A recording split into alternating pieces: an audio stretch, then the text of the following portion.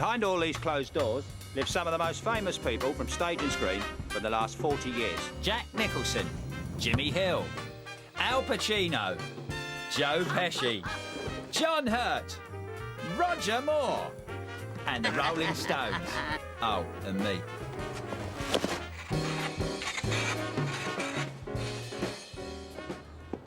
You see this caravan here? Len McMonotony lives there. He's the gardener. I got a call from Al, and he asked me to be the vicar at his wedding because he didn't like the vicar that was there. You're out, Vic. Out? You're out. I can have anyone I want. And the priest I want is not a priest, he's a gardener. Gets his hands in the earth, where they belong, not patting the butts of choir boys. Oh, that's outrageous, boy. I've never been so insulted in all my life. Okay, well, go be outraged someplace else. I got a wedding to arrange. Honey, where's the number for that asshole, Len? Al. We have to discuss who's going to be the best man. My dear Roger, I would be honored and indeed delighted if you would accept my invitation to be my best man at my forthcoming wedding. Al, great honor. Jack, there's no one else I can ask to be my best man. I always remember the first time I met Al, he said to me, you're the bloke who does that football on the television, aren't you? Is it? Hang on. Bit of laughter. Yeah, put it down. Yes. And then I said, yes. Well, it depends what you mean. I told them all to buy rings, and I'll decide on the day. Oh, God. Hank, why does alcohol always make you so depressed? Hello, John. I mean, you know, they're always laughing in those beer adverts, aren't they? Something nice to smoke. What? This will take the top off your head off. Certainly not. I'm touching that shit. Listen, Oh, why not? Give it to me. I'm playing a junkie in my next movie. Call it Homer. It's good. It's very good. Very good name. Al, would you mind telling me why you have asked everybody in the street to be your best man? When I wanted to be your best man. Here, I've even written a nice little speech for you. Ladies and gentlemen, when I first met Al Pacino, he was only 54 years of age. Mike. He was coming to terms Mike. with the... What? There's an organic process to this wedding. I'm still casting around for the right guy. Look, Al, if Joe Pesci is your best man, there will be blatant carnage if people don't laugh at his jokes. And blatant carnage if they do. Joe is not wide for the part. Well, I'd hate to be there when you tell him. Mike, listen. People are gonna go crazy when they see me. I'm so well loved. I need you to help with security. Here, try this cap on. Al, I am not putting that cap on. You're making a monkey out of me. I am going to do nothing for you, nothing. In fact, I might not even turn up. Never lose your temper. You cloud your judgment. And don't give me no more of that Godfather bollocks, because I'll cloud your bleeding judgment. Why am I upset? It's this bleeding wedding. Funny, innit? Have you ever noticed how weddings brings out the worst in people? I don't know why they bleed and bother. Anyway, I have got another scene to shoot. Here. We're just about to do the scene where the Texas oil magnate comes into Stoke Poges to drill for oil on land that belongs to the Duke of Devonshire. We've had a bit of a hitch, actually.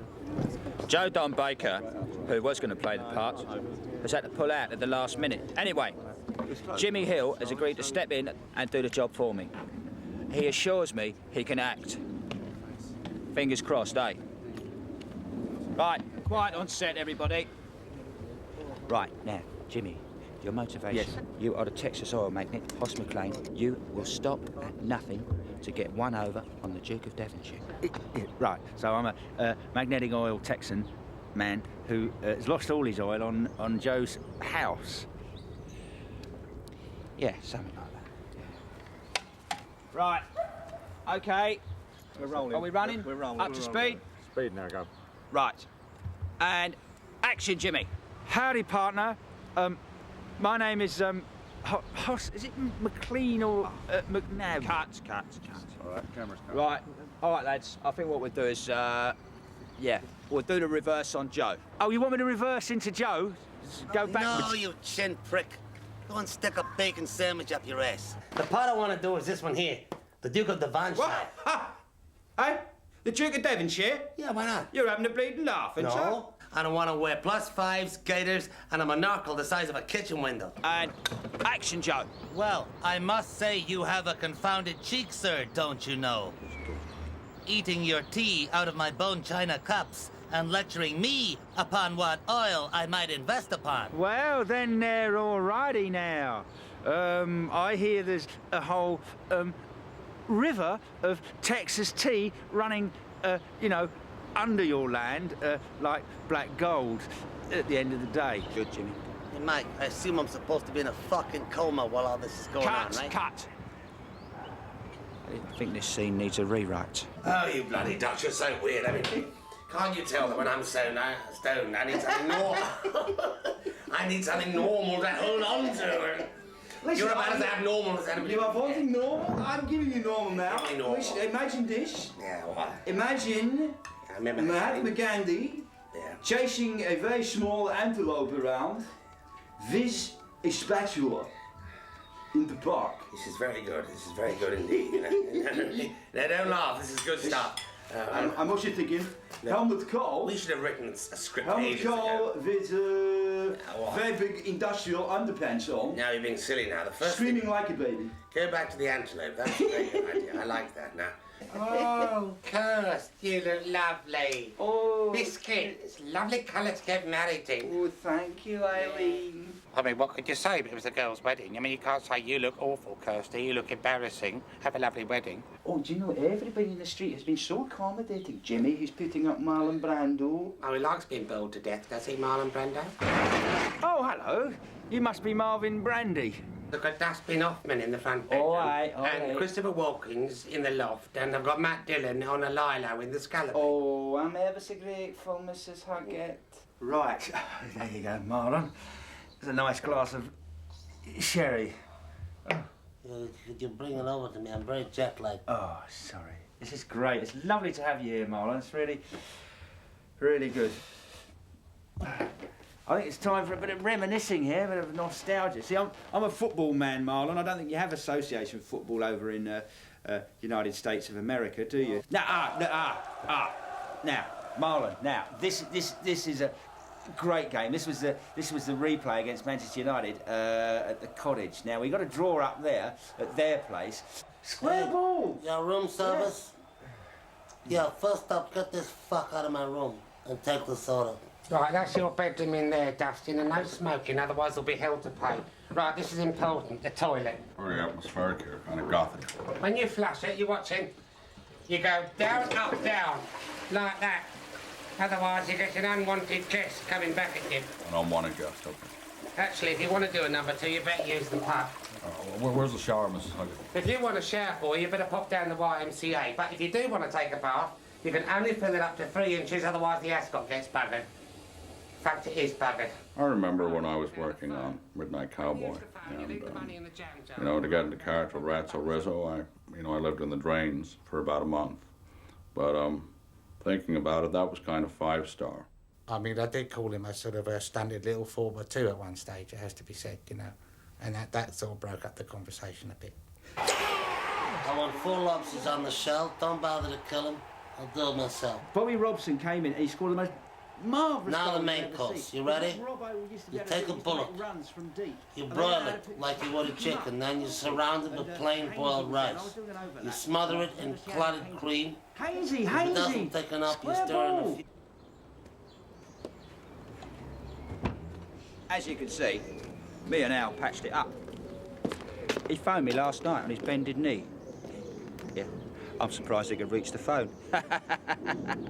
Anyway, turns out I am the best man for the best man. Well, you've got to help your mates out, haven't you? Blimey, is that the time? I've got to go and get the groom out of bed. Oh, Mike, I'm so nervous. I've been farting all night. Nice. Have you got the ring? Yes. Are you going to say all the appropriate things about me at the wedding, like how Kirsty's lucky to have a guy like me and Yes, that kind of shit? Of course. Okay. Now, I've spoken to Len. Uh-huh. I'm not sure if he heard me because he just looked at me funny, but I think he got the gist of it. Yeah, have you booked the hotel? Yes, the Red Line in Boscombe. Yeah, the Dickie Henderson suite. I hear it's lucky. That's right. Now, you will get the 5:20 from Waterloo and you will change at Reigate. We change at nothing. We travel in a sealed twin. The guard is told that a Mr. and Mrs. Stuart O'Leary will be travelling in the forward armoured compartment. If he comes to check our tickets, I will shoot him dead. If 2 guards appear, I will use Kirsty as a body shield and fight my way to the engine. All over the world, there are people who want to kill me. And on my death, I couldn't bear to leave so many people grieving. I will take the gun. You won't be needing that, because this is your wedding day. And you won't be bleeding killing anybody. Well, so much to organise a son, too. Hello, Mark. Hello, Dave. Hello, Tim. Yeah, nice to see you. Well, should be a good day. Right, thank you. Let's have everyone in a nice group. You got to treat them like kids, really. All right, Marlon. Oh, for Christ's sake, breathe in, mate. You've had too many lunches. Stupid old cars in this country. Get out of the way. Where's Al? When's Al getting? Al's not here yet. I thought it was his wedding. Yeah, it is his wedding, Marlon. Well, all these people. Keep him out of my way. Keep out of my way. He hasn't worked in years.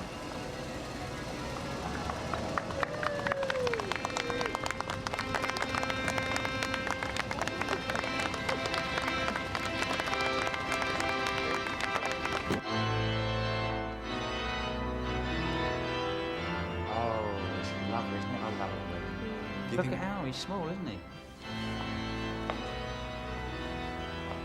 Oh, you're getting elder. You look beautiful.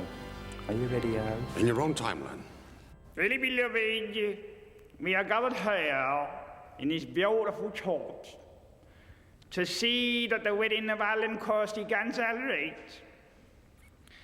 And so, now, Alphonse, Gregory, Perry, Spumanti, Hogalotti, Ferrando, Decimenti, Cataloni, Maratoni, Patino. Do you take Catherine, Mary, McGonigal, Lennox, Dumpling, Simpson, Hurst, Moore, Peters, Charlton, Styles, McFadden, to be your awful weedy wife? I do.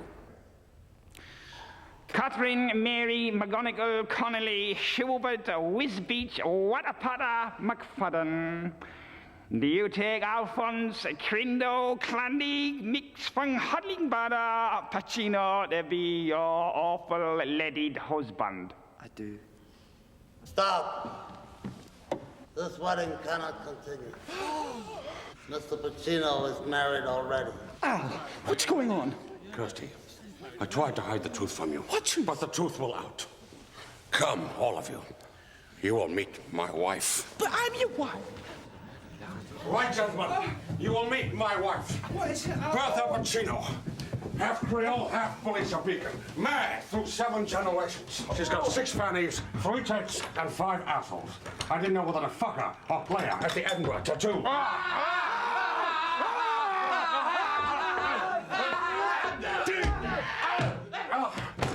Yeah, this is why I drink.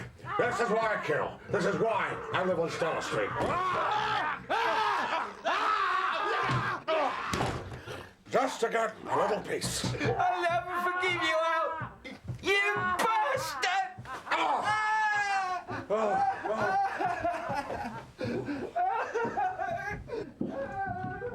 Okay, Tammy. Cut the straw shooting shit and get your ass back to central casting. Anytime, Al. Anytime. Okay. Well, Mike, that was a close shave. I couldn't go through with it. I'm a free spirit. I'm an artist. And most important, I'm rich enough to do what the fuck I like. I wouldn't have treated a bleeding guppy the way you treated her. That was totally unacceptable behaviour. And I never want to see you again. Ever. To live, you have to lie.